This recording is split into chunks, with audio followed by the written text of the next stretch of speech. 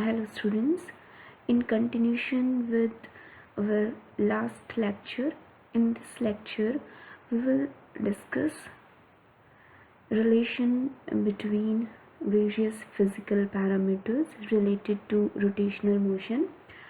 Firstly, we will discuss physical significance of moment of inertia, and then we will derive some relations between physical parameters, and then we will compare those parameters in translatory motion and rotatory motion.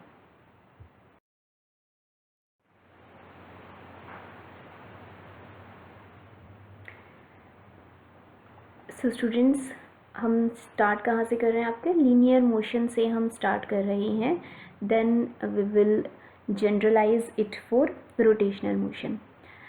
सो हमने Newton के laws पढ़े हैं, laws of motions. तो जो हमारा first law होता है, Newton's first law of motion, जो कि आपका, जिसको हम क्या कहते हैं, लॉ ऑफ इनर्शिया भी कहते हैं. व्हाट इट सेज, क्या होता है हमारा law of inertia? A body is unable to change by itself its state of rest और of uniform motion in a straight line.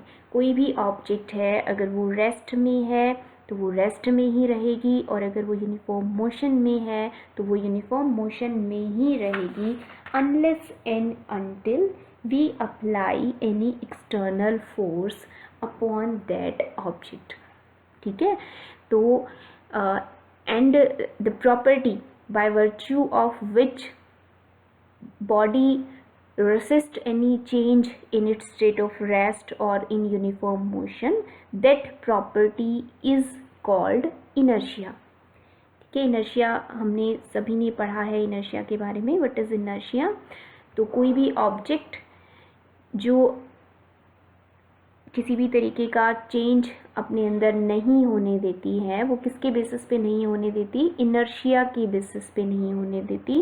And this property is inherent, this property of inertness of matter is known as inertia. ठीक है. And ये क्या होती है? हमारी एक inherent property होती है मैटर की. इनहेरेंट प्रॉपर्टी मीन्स ये आपके मैटर के अंदर ही एग्जिस्ट करती है, and this can be measured by mass of body. अगर हम मेज़र करना चाहते हैं इनर्शिया किसी भी ऑब्जेक्ट का, तो हम उसको कैसे मेज़र कर सकते हैं? We can measure it by mass of body. ठीक है. Greater the mass of body, जितना ज़्यादा मास होता है किसी भी ऑब्जेक्ट का, लार्जर इज़ इट्स इनर्शिया, उतना ही ज़्यादा इनर्शिया वो प्रोवाइड करवाएगी वो ऑब्जेक्ट, और greater the force required to produce a given acceleration in it, हमें उतना ही ज़्यादा उसके ऊपर फोर्स अप्लाई करना पड़ेगा अगर हम उस ऑब्जेक्ट को मूव करवाना चाहते हैं या उसके अंदर लीनियर एक्सेलरेशन हम प्रोड्यूस करवाना चाहते हैं. As you have noticed also, जो आपकी लाइटर वेट के ऑब्जेक्ट्स होते हैं उनको हम इजीली डिस्प्लेस कर पाते हैं स्मॉल अमाउंट में फोर्स अप्लाई करके, और जैसे जैसे उसका मास इंक्रीज़ होता जाता है, हमें जो फोर्स अप्लाई करना पड़ता है वो फोर्स की वैल्यू हमारी इंक्रीज़ होती जाती है. ठीक है.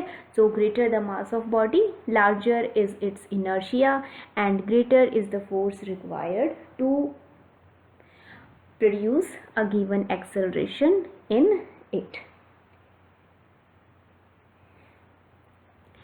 सो जिस तरह से लीनियर मोशन में इनर्शिया आपका एक्ट करता है, उसी तरह से in the same way a rotating body tends to keep on spinning and opposes any change in its state of rest or of uniform rotation.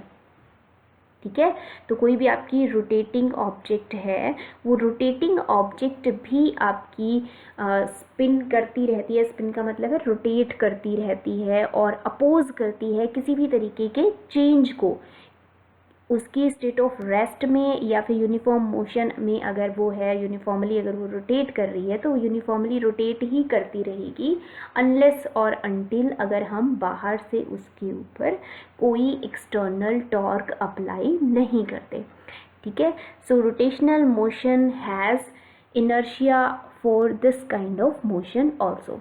तो मोशन इनर्शिया हमारा rotational motion में भी करता है, ठीक है। और इस इनर्शिया को ओवरकम करने के लिए, टू ओवरकम दिस इनर्शिया, जैसे अभी अभी हमने पढ़ा कि स्पिनिंग ऑब्जेक्ट आपकी स्पिन करती रहती है या और वो अपोज करती है उसके किसी भी तरीके के चेंज को उसके स्टेट ऑफ रेस्ट में, या फिर आपका अगर वो यूनिफॉर्मली मूव कर रही है तो यूनिफॉर्म मोशन में। तो वहाँ पे भी क्या हो रहा है, एक तरह का इनर्शिया आपका वर्क कर रहा है।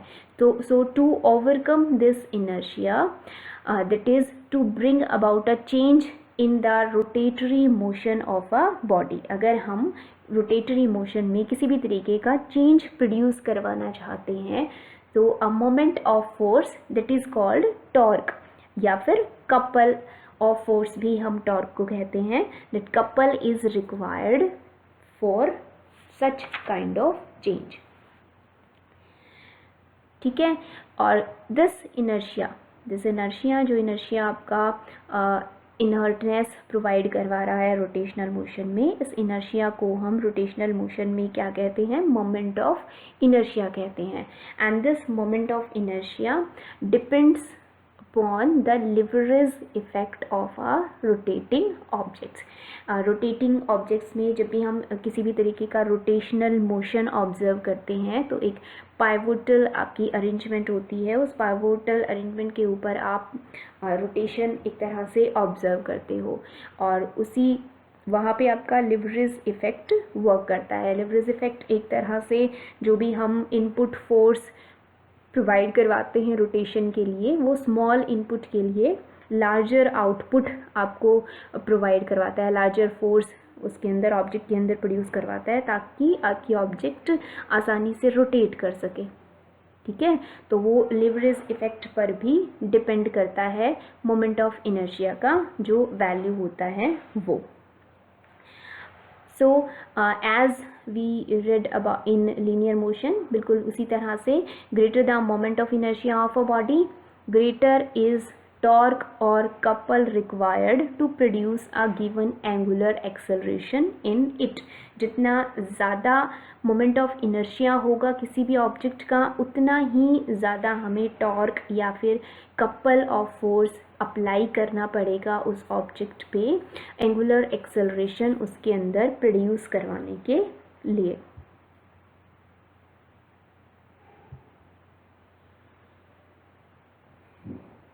सो व्हाट वी हैड रीड कि मोमेंट ऑफ इनर्शिया जो है ये क्या होता है आपका, moment of inertia is thus a measure of rotational inertia.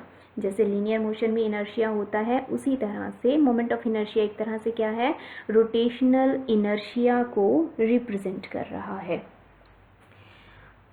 Now जैसे इन रोटेटरी मोशन, जो भी हम रोटेटरी मोशन ऑब्जर्व कर रहे हैं, यहाँ पे हमने फोर्स, एक्सटर्नल फोर्स की बात ना करते हुए हमने किसकी बात की, कपल ऑफ फोर्स की बात की है। उस कपल ऑफ फोर्स को आप क्या कहते हो, टॉर्क कहते हो।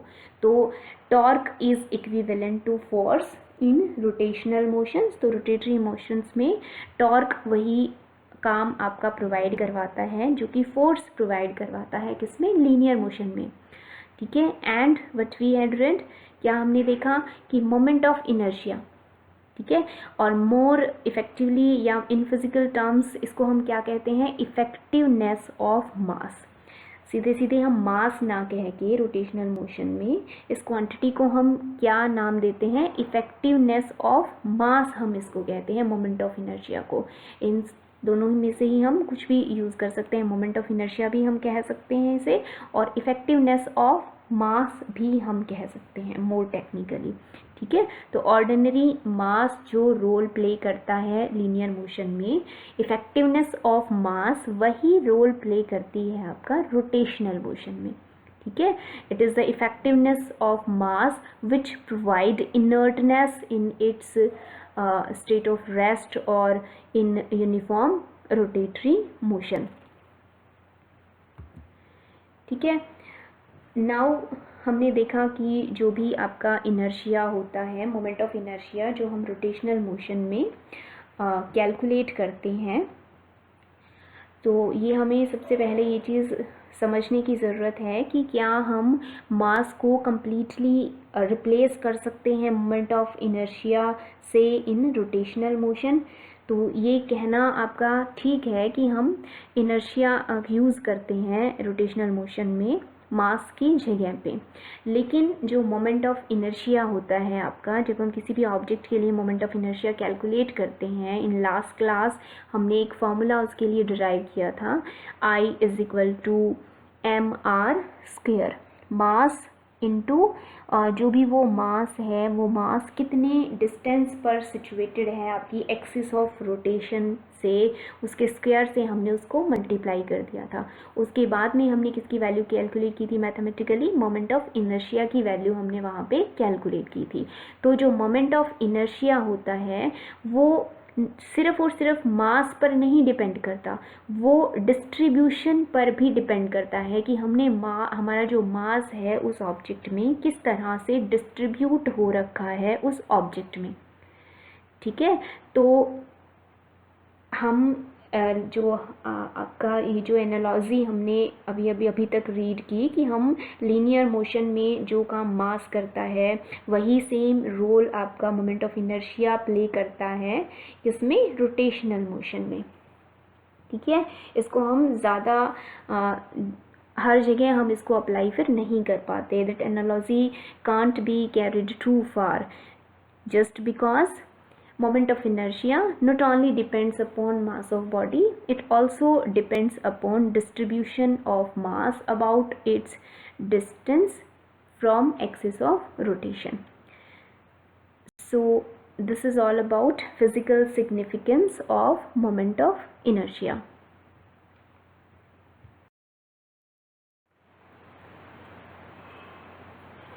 Next we will read work and power in rotational motion.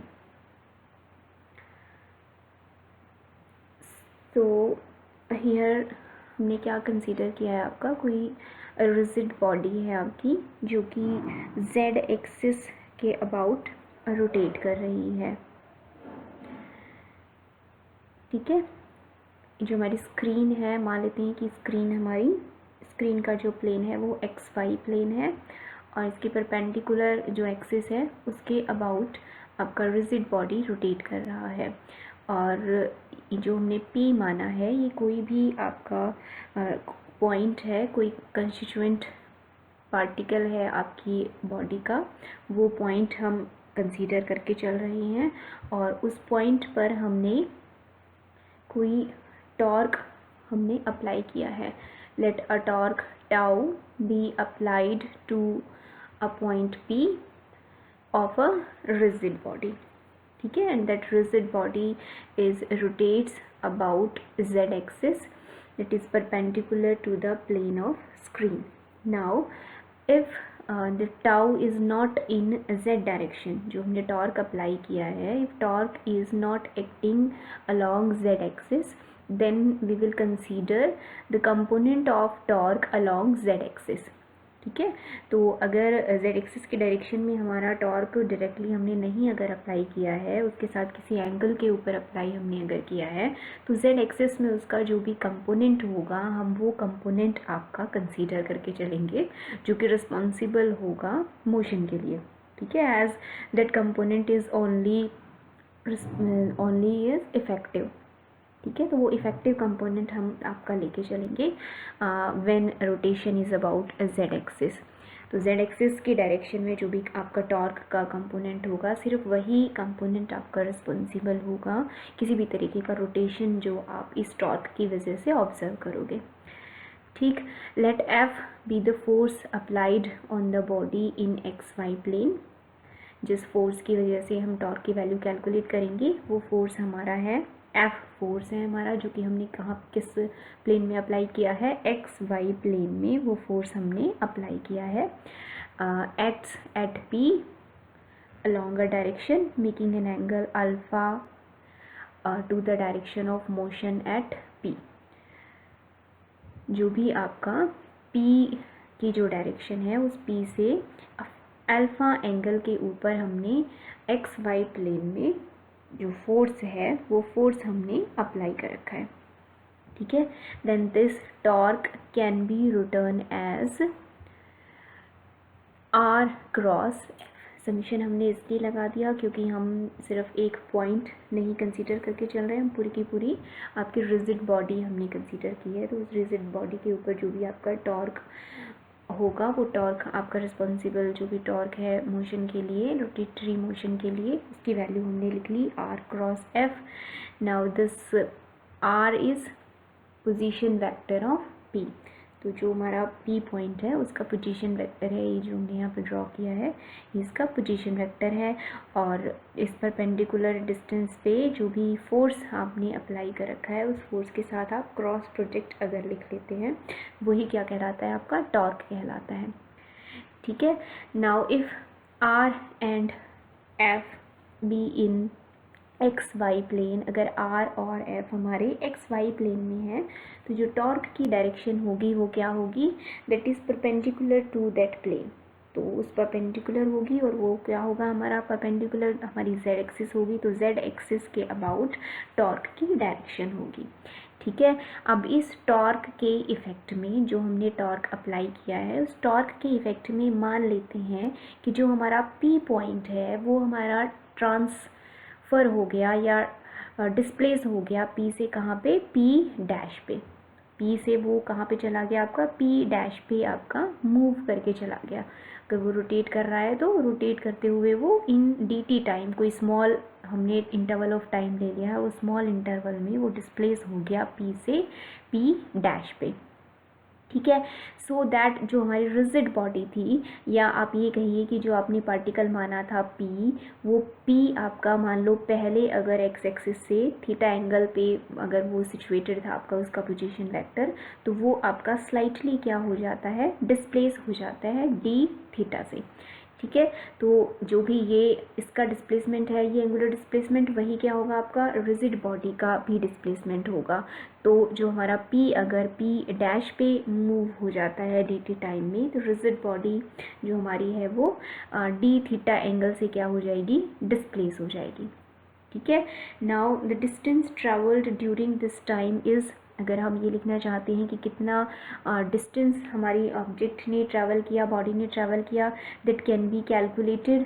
आपको जो एंगुलर डिस्प्लेसमेंट की वैल्यू होती है जिस तरह से लिखते हैं उसी तरह से आप यहाँ पे डिस्टेंस ट्रैवल्ड की वैल्यू लिख लोगे। ds can be written as r d theta by using the formula theta is equal to l by r। उसी की हेल्प से हमने लिख लिया आपका स्मॉल अमाउंट में डिस्प्लेसमेंट जो dt टाइम में ट्रैवल किया आपकी रिजिड बॉडी ने, या उसके कंस्टिट्यूएंट पार्टिकल्स इतने अमाउंट से क्या हो गए, हमारे डिस्प्लेस हो गए इन dt टाइम, ठीक है। If you know the force that is responsible for this displacement, तो हम बहुत आसानी से क्या लिख सकते हैं, वर्क डन लिख सकते हैं।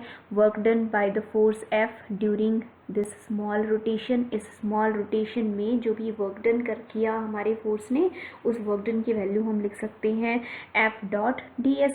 जो स्मॉल डिस्प्लेसमेंट है उससे क्या कर देंगे, फोर्स को मल्टीप्लाई कर देंगे। तो हमने इसके लिए क्या लिख लिया, स्मॉल वर्क डन लिख लिया। अब ये जो आपका स्केलर प्रोडक्ट है F dot ds, that can also be written as F cos alpha ds। Alpha क्या है आपका, एंगल था आपका किसके बीच में, अभी अभी माना था ना कि हमने इस जो भी प्लेन है आपका जिसमें आपकी रिजिड बॉडी है उस प्लेन में हमने अल्फ़ा एंगल के ऊपर क्या अप्लाई कर दिया था, P से अल्फ़ा एंगल पे हमने फोर्स अप्लाई कर दिया था। तो ये जो डिस्प्लेसमेंट है और जो फोर्स है इसके बीच का जो एंगल है वो क्या है, हमारा अल्फ़ा है। तो हम इसको कैसे ओपन करके लिख सकते हैं इस स्केलर प्रोडक्ट को, F cos अल्फ़ा ds, ठीक है। ds can be written as r d theta, ठीक। तो जो भी चीज़ें हमें पता थी वो हमने 1 बाई 1 सारी यहाँ पे मैथमेटिकली राइट डाउन कर ली हैं। नाउ अब इस एक्सप्रेशन में ये जो आपकी टर्म है F cos अल्फ़ा r, ठीक है, ये किसे रिप्रेजेंट कर रही है, ये क्या है आपका मैग्नीट्यूड है किसका, इंस्टेंटेनियस टॉर्क का, that is exerted by force F on the rigid body about z axis। ठीक है, जो हमने वर्क डन लिखा है फॉर रोटेशनल मोशन, जो भी आपका एंगुलर डिस्प्लेसमेंट ट्रेवल किया है आपकी ऑब्जेक्ट ने, उस रोटेशनल डिस्प्लेसमेंट के लिए क्या चीज़ रिस्पॉन्सिबल है आपकी, ये इंस्टेंटेनियस टॉर्क की वैल्यू रिस्पॉन्सिबल है उस डिस्प्लेसमेंट के लिए। So F cos alpha R, this is magnitude of instantaneous torque exerted by force on the rigid body about z axis। ठीक है, so this can be replaced by torque f cos alpha r। हम इसको किससे replace कर सकते हैं, torque से हम इसको रिप्लेस कर सकते हैं। तो इसको हम ऐसे लिख सकते हैं, dw can be written as tau d theta। Now if this torque tau is constant, अगर ये टॉर्क हमारा कांस्टेंट है, then the total work done in rotating the body from 0 to theta is, तो टोटल वर्क डन हम किस तरह से लिख सकते हैं, आपका total work done can be return as by integrating this expression from 0 to theta, that initially if that object this P point is at x axis and after complete rotation theta angle से मान लीजिए उसका complete rotation हो जाता है, तो उस complete rotation के लिए हम कैसे लिख सकते हैं उसको, d थीटा को हम 0 से थीटा के बीच में इंटीग्रेट कर देंगे, and then total work done can be written as tau theta, torque into angular displacement। In vector notations this can be written as scalar product of tau and theta, so tau dot theta। Instantaneous rotational power can be calculated if we know rotational work, then rate of change of rotational work is instantaneous rotational power, as we simply know power is rate of change of work done। so उसी तरह से in rotational motion we can also find out rotational power, that will be rate of change of rotational work done। तो जो भी आपने अभी work done calculate किया है, आप अगर इसका rate of change निकाल दें टाइम के with respect to, then this will be rotational power। so rotational power will be dw by dt, and w हम यहाँ पे पुट कर देंगे टाउ इंटू डी थीटा की फॉर्म में, that will be tau theta. Tau theta की form में ये क्या हो जाएगा, टाउ आपका क्या भी माना कि टाउ क्या है, अगर कांस्टेंट है तो this can be written as tau d theta by D t. And what is this D theta by D t, rate of change of angular displacement. Rate of change of angular displacement is angular velocity, तो हम उसको tau into omega से replace कर सकते हैं। तो ये क्या हो गया आपका, इंस्टेंटेनियस पावर की वैल्यू हो गई। And in vector notations it can be written as tau dot omega. ठीक है, तो ये दोनों फॉर्मूले हमने याद रखने हैं। What is work done in rotational motion, that is tau dot theta, and what is power, tau dot omega. Next is relation between torque and angular acceleration। As we know, power is rate of change of work done dw by dt। Work done can also be written in form of kinetic energy। so जो आपने kinetic energy पढ़ी थी, kinetic energy of rotation, उसकी form में भी आप work done को लिख सकते हैं, that was 1/2 I omega square. ठीक है, so D by D T 1/2 I omega square, ये किस चीज़ को रिप्रेजेंट कर रहा है, आपका rate of change of rotational kinetic energy of the body, the rate at which rotational kinetic energy of the body changes. ठीक है, if moment of inertia is constant, यहाँ पे जो आपने आई यूज़ किया है that is moment of inertia. If moment of inertia is constant, then we can write this expression as P can be written as 1/2 I d by dt of omega square। now इसको differentiate कर लेंगे, then this can be written as I omega d omega by dt, and d omega by dt rate of change of angular velocity, that is angular acceleration जिसको हम alpha से represent करते हैं, तो इस एक्सप्रेशन में हम D omega by D T की जगह पे क्या पुट कर देंगे, आपका अल्फ़ा पुट कर देंगे. So we get power is equal to I omega into alpha. ठीक है. और अभी जो हमने लास्ट आर्टिकल किया था उसमें हमने क्या चीज़ कैलकुलेट की थी, पावर की वैल्यू कैलकुलेट की थी, इंस्टेंटेनियस रोटेशनल पावर. उसके साथ हम क्या करेंगे, इस एक्सप्रेशन को कंपेयर कर देंगे. That was P is equal to tau omega.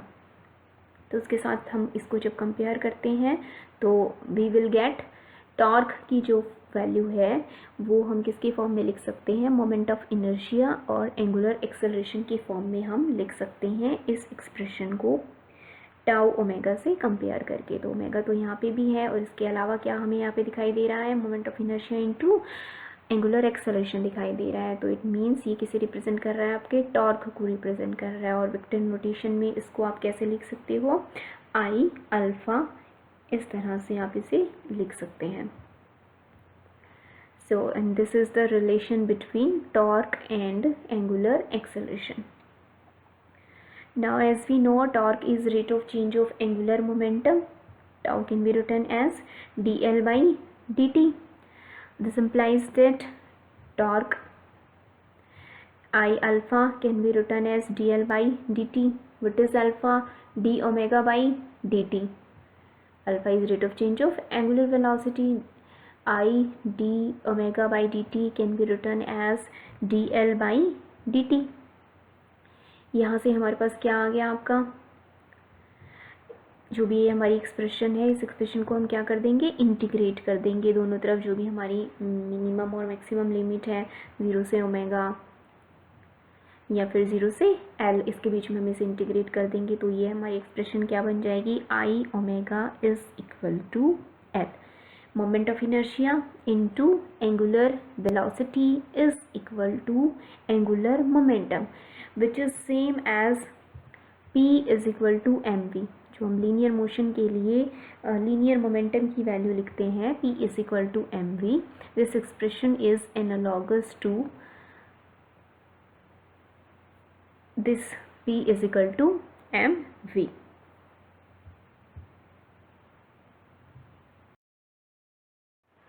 Next is work done in terms of change of rotational kinetic energy. Small amount में work done for rotating body can be written as if our body is rotated through a small angle d theta in moving it from P to P dash. The same way we are discussing कि हमारा rotating body है और वो rotating body P से P point उसका P से P dash पर क्या हो गया, आपका शिफ्ट हो गया है. और वो डी थीटा एंगल से उसने आपका एंगुलर डिस्प्लेसमेंट उसने फेस किया in moving it from one point to another point. Then small amount में जो वर्क डन हुआ वहाँ पे, that work done can be written as tau dot d theta, where tau is torque acting on the body. जो भी torque आपका work कर रहा है बॉडी पे वो टॉर्क हो गया. Now this D theta can be written as omega D T. D theta can be also written as like this, but torque is I into alpha. जो भी अभी हमने पढ़ा, torque can be written as moment of inertia into angular acceleration. I जो है वो क्या है, हमारा मोमेंट ऑफ इनर्शिया है रोटेटिंग बॉडी का, और alpha is its angular acceleration. Thus D W can be written as I alpha dot omega D t. ठीक है. अल्फा को हम क्या लिख देते हैं यहाँ पे, alpha can be written as rate of change of angular velocity. तो D omega by D T हम इसे लिख सकते हैं. This expression will reduce into I omega into D omega. ठीक है.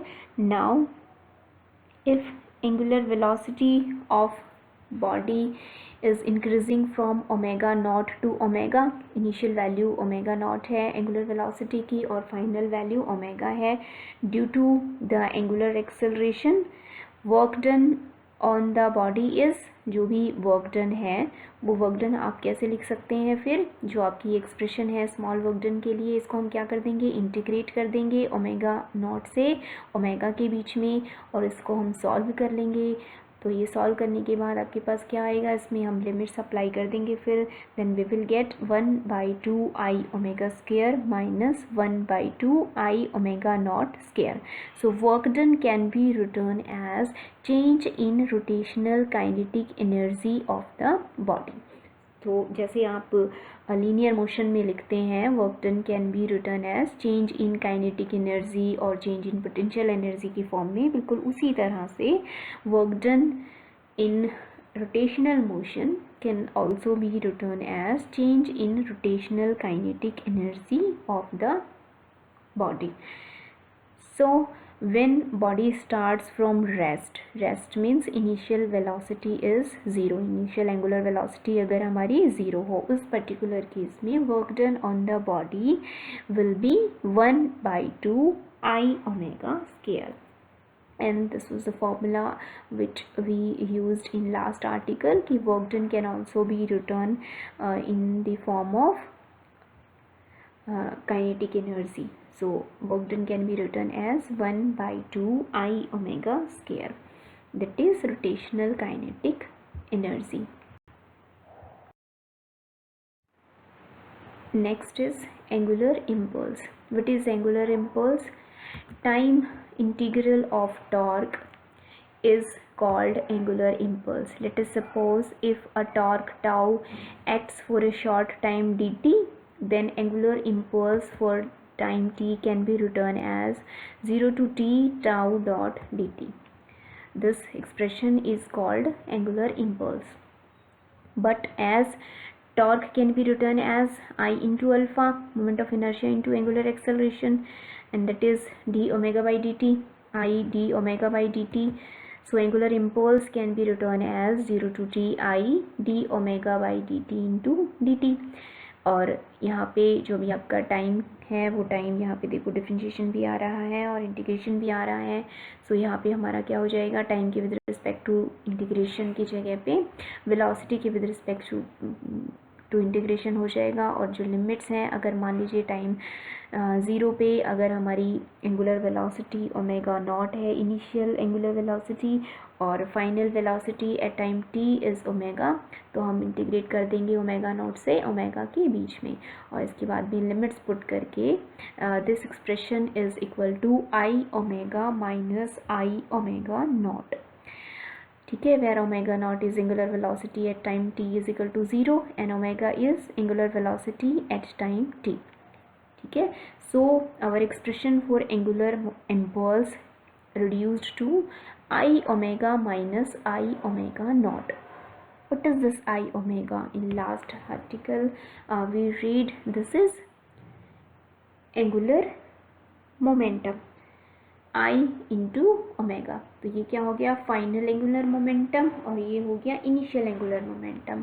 So this is change in angular momentum of the body. तो time integral of torque या फिर change in angular momentum of body, इसकी फॉर्म में हम क्या calculate कर सकते हैं, एंगुलर इम्पल्स की वैल्यू कैलकुलेट कर सकते हैं. Now this expression is analogous to a similar statement for translatory motion.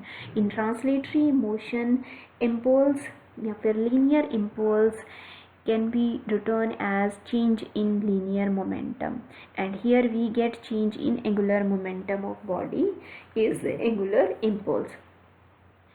ठीक है, तो उसी तरह की एक्सप्रेशन हमने यहाँ पे अचीव की है. Next is conservation of angular momentum. As ये आपने पहले भी पढ़ा है हमारी फर्स्ट यूनिट में, यहाँ पे हम दोबारा से पढ़ रहे हैं as we are discussing rotational motion. तो conservation of angular momentum, if torque, जो हम टॉर्क है पढ़ रहे हैं, torque can be written as I into alpha, that can be written as I d omega by dt, or we can write it as I is constant. तो हम उसे बाहर भी लिख सकते हैं इंटीग्रेशन के, और उसको अंदर भी मल्टीप्लाई कर सकते हैं d by dt of I omega. In free system of bodies when no external torque acts, मान लीजिए कि हमारा जो सिस्टम है वो किसी भी तरीके के जो फोर्स है या फिर जो टॉर्क है उससे फ्री है, कोई भी एक्सटर्नल टॉर्क उस पर अप्लाई हमने नहीं कर रखा है। In that particular case torque is equal to zero. जो भी ये टाउ है हमारा, ये किसके बराबर है, ज़ीरो के बराबर है। तो जो अभी अभी हमने लिखा I D by D T of I omega, that can also be written as equal to zero. It means I into omega is equal to 0. This expression जो अभी अभी हमने लिखा I omega is equal to constant, this expression is known as law of conservation of angular momentum. ठीक है, and that is completely analogous to the law of conservation of linear momentum. And what is that, d by D T of m v is equal to zero when no external force is applied on the system. M v is equal to constant and for a system where which is not subjected to external forces. ठीक है, जब किसी system पे external forces zero हो उस case में जो linear momentum की वैल्यू है वो क्या रहती है, कंजर्व्ड रहती है. उसी तरह से इन rotational motion if angular torque या फिर if external torque is zero for a body, and in that particular situation angular momentum of the body remains constant या फिर conserved.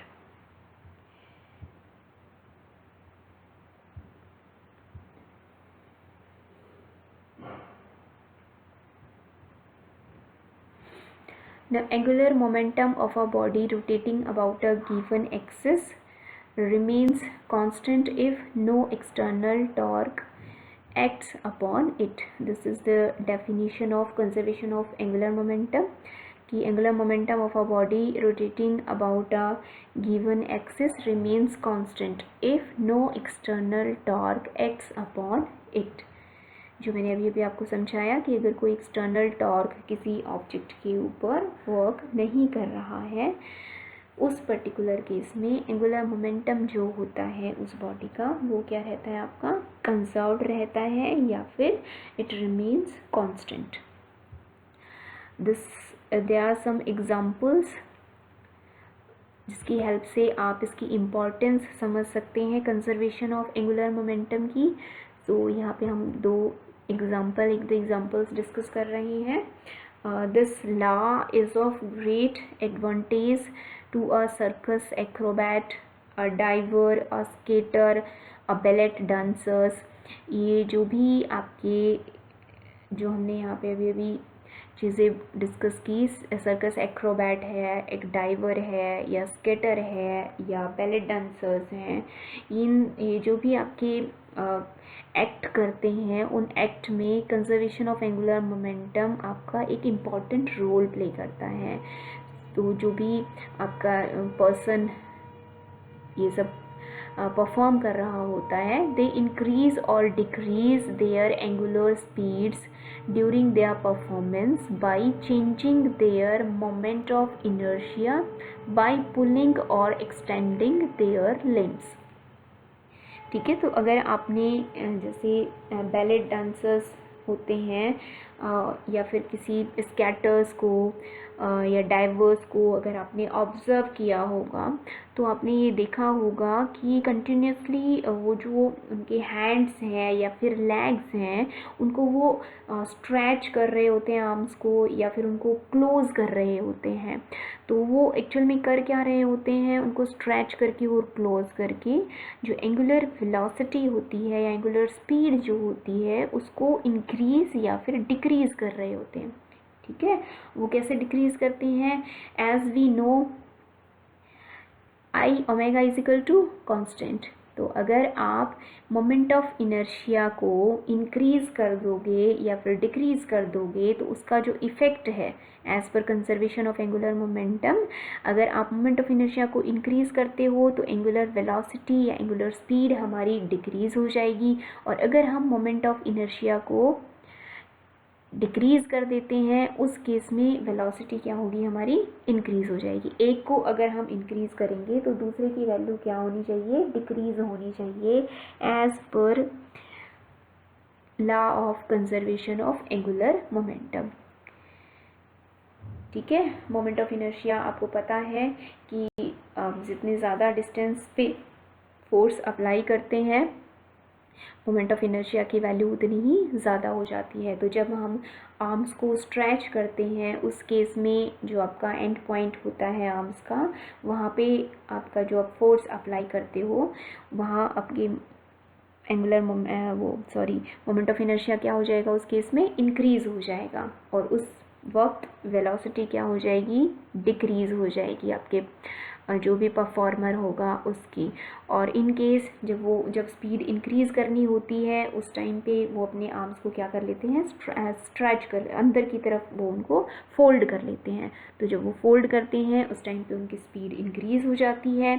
आपने देखा होगा कि जब वो स्पिन कर रही होती है, जो भी बैले डांसर होती है वो जो स्पिन कर रही होती है तो वो कभी भी ऐसे स्ट्रेच आर्म्स के साथ नहीं स्पिन करती है। जब वो अपने आर्म्स को फोल्ड कर लेती है अपनी चेस्ट के पास तो उसकी स्पीड क्या होती है, एकदम से इंक्रीज़ हो जाती है। और जब उसे रुकना होता है उस टाइम पे वो अपनी आर्म्स को क्या कर लेती है, स्ट्रेच कर लेती है। ठीक है, तो यहाँ पे वो क्या यूज़ कर रही होती है, conservation of angular momentum he use कर रही होती है, इसी लॉ को यूज़ कर रही होती है। अब जो ये दूसरा हमारा एग्जांपल है एक टॉर्नेडो का, उसमें भी जो आपकी एंगुलर वेलोसिटी होती है एयर की वो इंक्रीज़ होती जाती है जैसे जैसे कि हम उसके सेंटर की तरफ बढ़ते जाते हैं। आपने साइक्लोन्स का एग्जाम्पल देखा होगा, तो वो साइक्लोन्स ही ये टॉर्नेडो क्या है, एक तरह का साइक्लोन ही है। तो जो बिल्कुल इनर पार्ट होता है आपका साइक्लोन का, वहाँ पे एयर की जो वेलोसिटी होती है वो आपकी सबसे ज़्यादा होती है आउटर एयर के कंपैरिजन में। तो वहाँ पे भी आपका क्या वर्क कर रहा होता है, law of angular momentum he work कर रहा होता है। ठीक है, और रीज़न क्या है, when air approaches the centre moment of inertia decreases, और अगर मोमेंट ऑफ इनर्शिया डिक्रीज होगा तो वेलोसिटी वहाँ पे क्या होगी, इंक्रीज होगी।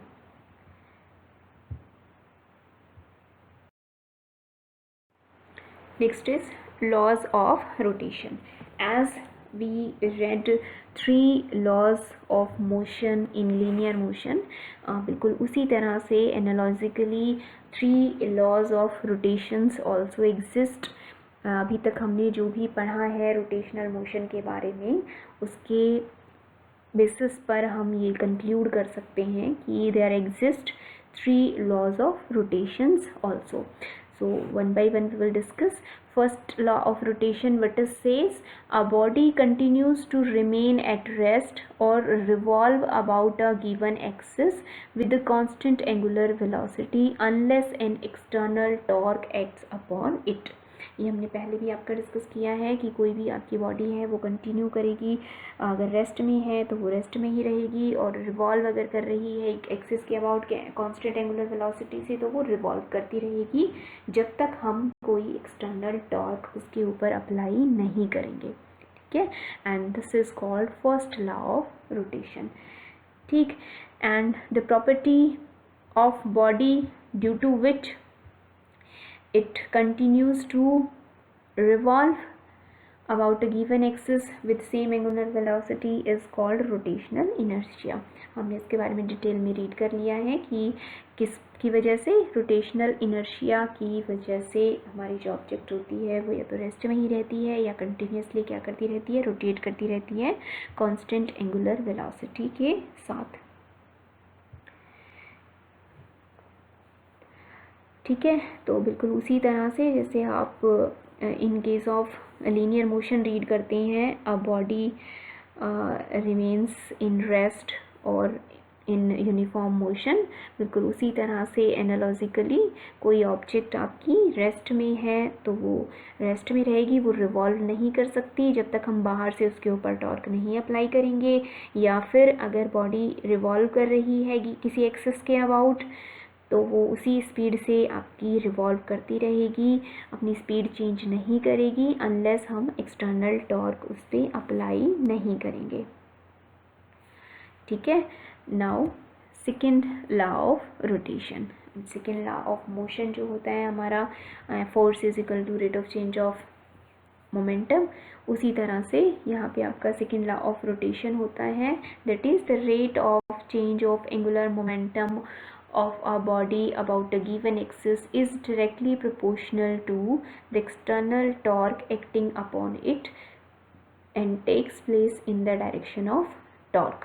जो भी टॉर्क की डायरेक्शन होगी वही इसकी डायरेक्शन होगी, आपकी एंगुलर मोमेंटम की डायरेक्शन होगी। Torque is directly proportional to rate of change of angular momentum, I omega is angular momentum. ठीक है, torque can be written as D by D T I omega, where constant of proportionality is 1। Constant of proportionality को अगर हम किसके बराबर put कर दें, 1 के बराबर, then torque can be written as D by D T I omega, और it can also be written as I D by D T of omega. And what is D by D T of omega? This is angular acceleration I into alpha. This is same as force is equal to mass into acceleration। ठीक है, now इसको हम कैसे explain कर सकते हैं? For a given value of torque angular acceleration is inversely proportional to moment of inertia. किसी constant value के लिए, मान लीजिए कांस्टेंट वैल्यू है टॉर्क की, उस पर्टिकुलर केस में जो एंगुलर एक्सेलरेशन की वैल्यू होती है वो हमेशा क्या आती है आपकी, inversely proportional to moment of inertia होती है। Higher the value of moment of inertia, smaller the value of angular acceleration and more is its rotational inertia। जो हमने पीछे डिस्कस किया था फिजिकल सिग्निफिकेंस में, ये वही चीज़ यहाँ पे आपकी रिपीट हो रही है। जितना ज़्यादा रोटेशनल इनर्शिया होगा किसी भी ऑब्जेक्ट का, मोमेंट ऑफ इनर्शिया उसका उतना ही ज़्यादा होगा। Rotational inertia means moment of inertia, and उतना ही ज़्यादा हमें फोर्स उस पर लगाना पड़ेगा। ठीक है, तो जितना ज़्यादा मोमेंट ऑफ इनर्शिया होगा उतना ही कम एंगुलर एक्सेलरेशन उसके अंदर प्रोड्यूस होगा। For a constant value of torque we are talking about, अगर हम टॉर्क की वैल्यू इंक्रीज़ कर देंगे तो एंगुलर एक्सेलरेशन अपने आप ही क्या हो जाएगी, इंक्रीज़ हो जाएगी। Now third law of rotation, as third law of motion is every action have equal and opposite reaction। In the same ways, what is the third law of rotation? To every torque there is an equal and opposite torque। ठीक है, तो कोई भी torque अगर आप apply करते हो तो उसके इक्वल और अपोजिट टॉर्क एग्जिस्ट करता है आपका। If a body exert a torque on another body then second body will exert a torque of same magnitude on the first about the same axis but in opposite direction. ठीक है, for example देखिए, example यहाँ पे example लिया हुआ है हमारा, general life का जो एग्जाम्पल है वही है ये हमारा। When a motor applies a torque to a shaft, हमारा जो मोटर होता है वो एक शाफ्ट के ऊपर आपका फिक्स हो हमने किया हुआ होता है, और आपने जनरली नोटिस भी किया होगा कि हम क्या कर देते हैं, मोटर को फिक्स कर देते हैं कि when a motor applies a torque to a shaft, अगर मोटर टॉर्क अप्लाई करती है शाफ्ट पे, then as per third law of rotation that shaft applies and equal and opposite torque on the motor. Shaft भी क्या करेगा, equal और opposite torque apply करेगा किस पे, मोटर के ऊपर अप्लाई करेगा। Thus motor has to be fixed in to the base, otherwise it will rotate in opposite direction to the direction of rotation. ठीक है, तो अदरवाइज इसी वजह से हमें क्या करना पड़ता है, मोटर को फिक्स करना पड़ता है। ठीक, अगर हम उसे फिक्स नहीं करेंगे तो वो अपोजिट डायरेक्शन में, जिस डायरेक्शन में मोटर आपकी टॉर्क लगाएगी उसके अपोजिट डायरेक्शन में वो क्या करना शुरू कर देगी, रोटेट करना शुरू कर देगी। And that is third law of rotation.